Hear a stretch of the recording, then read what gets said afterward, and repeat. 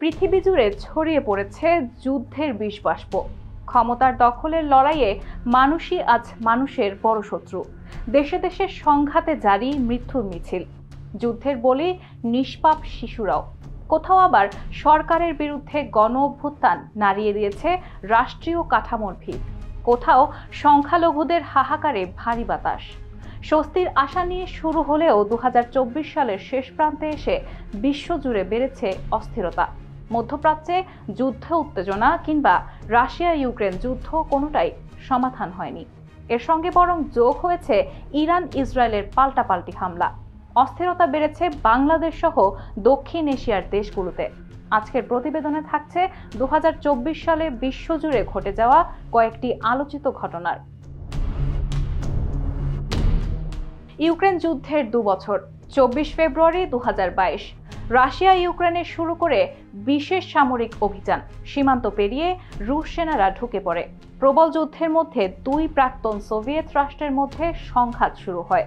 তবে কিয়েভ দখল করতে ব্যর্থ হয় পুতিন। মস্কো হারিয়েছে হাজার হাজার সেনা ও বিপুল অস্ত্র। ইউক্রেনও দীর্ঘ লড়াইয়ে অস্ত্রশস্ত্রের ঘাটতি অনুভব করেছে, কিন্তু সংঘাত যেন থামছেই না। আমেরিকার বিপুল সামরিক সাহায্য নিয়ে কিয়েভকে সমর্থন জানিয়ে যুদ্ধের 2 বছর পূর্ণ করল এই রক্তক্ষয়ী সংঘাত। হাইথিতে হাহাকার। চরম অরাজকতা লুটতরাজে জেরবার ক্যারিবিয়ান দ্বীপপুঞ্জের ছোট দেশ হাইতি। মাফিয়াদের তাণ্ডবে বিপন্ন সাধারণ মানুষের জীবন। 15 মার্চ রাজধানী পোর্তো-প্রাসের 80% দখল করে নেয় বিভিন্ন গ্যাং। ইস্তফা দিয়ে দেশ থেকে পালিয়ে যান প্রধানমন্ত্রী অ্যারিয়েল হেনরি। একাধিক শহরের কারাগার ভেঙে অপরাধীদের বেরো করে দেয় মাফিয়ারা। এমনকি প্রধানমন্ত্রী যাতে তার সুরক্ষিতভাবে দেশে ফিরতে না পারেন, তার জন্য হাইথির প্রধান বিমানবন্দরের নিয়ন্ত্রণও নিজেদের হাতে নিয়ে নিয়েছে তারা। ইরান ইসরায়েল পাল্টাপাল্টি হামলা। 2024 সালের মধ্যপ্রাচ্যে অগ্নিশিখা পরিস্থিতি সৃষ্টি হয় ইরান ইসরায়েল পাল্টাপাল্টি হামলার কারণে। এপ্রিলে ইরান সরাসরি হামলা চালায় ইসরায়েলে, যা ছিল সিরিয়ায় ইরানি দূতাবাসের হামলার প্রতিশোধ। অক্টোবরে ইরান অন্তত 200 ক্ষেপণাস্ত্র ছোড়ে ইসরায়েলে, হামাস ও হিজবুল্লাহর নেতাদের হত্যার প্রতিশোধ নিতে। এরপর 26 অক্টোবর ইসরায়েলি বাহিনী ইরানের ড্রোন ও ক্ষেপণাস্ত্র হামলা চালায়। এতে 4 ইরানি সেনা ও 1 বেসামরিক নাগরিক নিহত হয়। ইসরায়েলের দাবি, হামলায় ইরানের সামরিক স্থাপনায় ব্যাপক ক্ষয়ক্ষতি হয়েছে। দুই দেশের এই পাল্টাপাল্টি হামলা পুরো মধ্যপ্রাচ্যকে এক চরম অস্থিরতার দিকে ঠেলে দিয়েছে। তাইওয়ানে ভূমিকম্প। 3 এপ্রিল ভয়াবহ ভূমিকম্পে কেঁপে ওঠে তাইওয়ান। রিক্টার স্কেলে তীব্রতা ছিল 7.4। মৃত্যু প্রায় 1000 মানুষের। ক্ষয়ক্ষতির পরিমাণও ব্যাপক। তাসের ঘরের মতো ভেঙে পড়ে বড় বড় হোটেল। ফাটল ধরে একাধিক সড়কে। গত 25 বছরের মধ্যে এটাই তাইওয়ানে হওয়া সবচেয়ে শক্তিশালী ভূমিকম্প। অল আইজ অন রাফা। 7 মে গাজায় হামাসকে নির্মূল করতে দক্ষিণ রাফায় ঢুকে পড়ে ইসরায়েলের ট্যাঙ্ক বাহিনী। শুরু হয় অভিযান। শরণার্থী শিবিরে হামলায় প্রাণ যায় 45 জনের। এরপর থেকেই সোশ্যাল মিডিয়ায় ট্রেন্ডিং হয় অল আইজ অন রাফা। ইসরায়েলের এই অভিযান নিয়ে আমেরিকার সঙ্গে সম্পর্ক তীব্রভাবে খারাপ হয়। অস্ত্র সরবরাহ কমিয়ে দেয় হোয়াইট হাউস।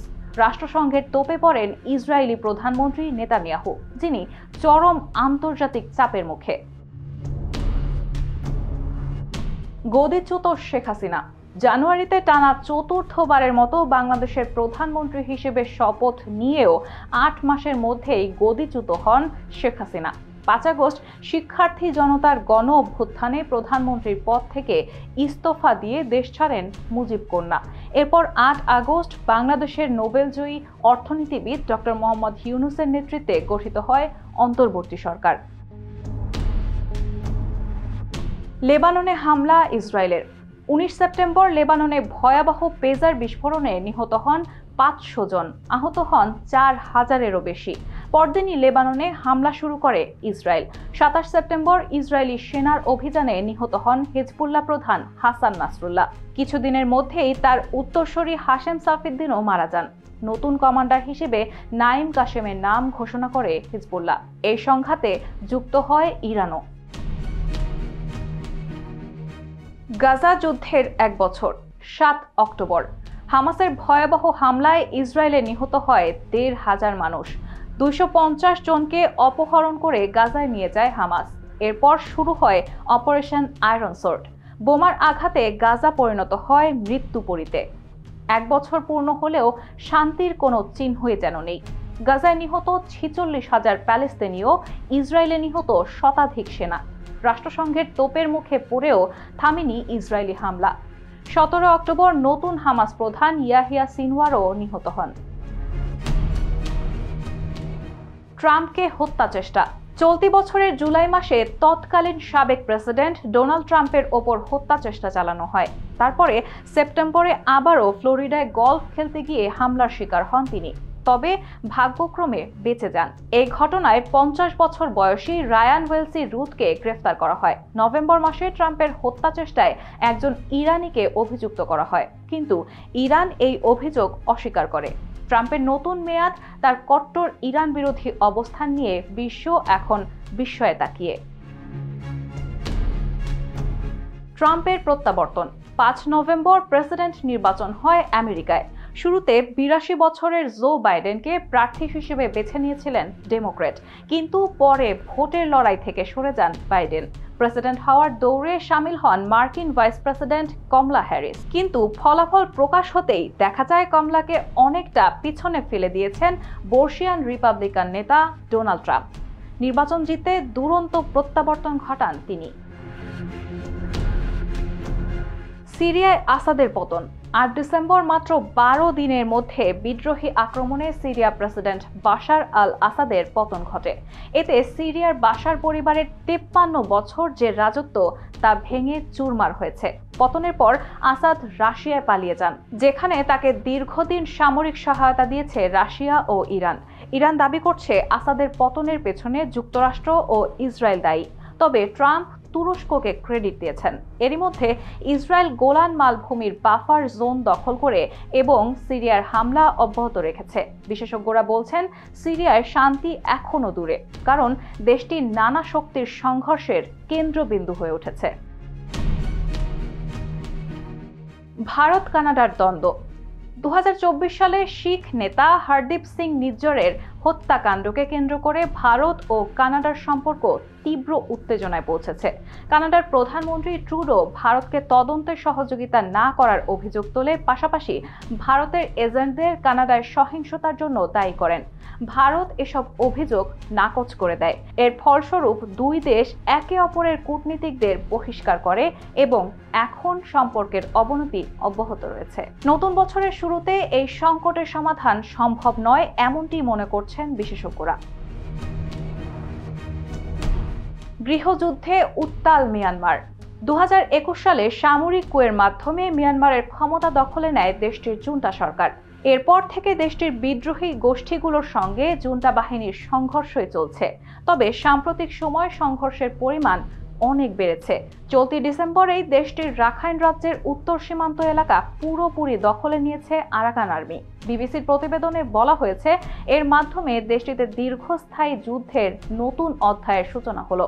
গত মে মাসে ইকোনমিস্টের প্রতিবেদনে বলা হয়েছে, মিয়ানমারের সামরিক বাহিনী দেশের বেশিরভাগ অঞ্চলের নিয়ন্ত্রণ হারিয়ে ফেলেছে। প্রতিবেদনে বলা হয়, মিয়ানমার জুন্টার দখলে 50%-এরও কম এলাকা।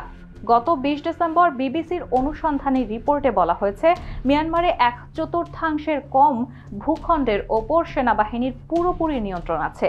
জাতিসংঘের পক্ষ থেকে বলা হয়েছে, সামরিক কুয়ের পর 20,000-এর বেশি জনকে আটক করেছে জুন্টা সরকার।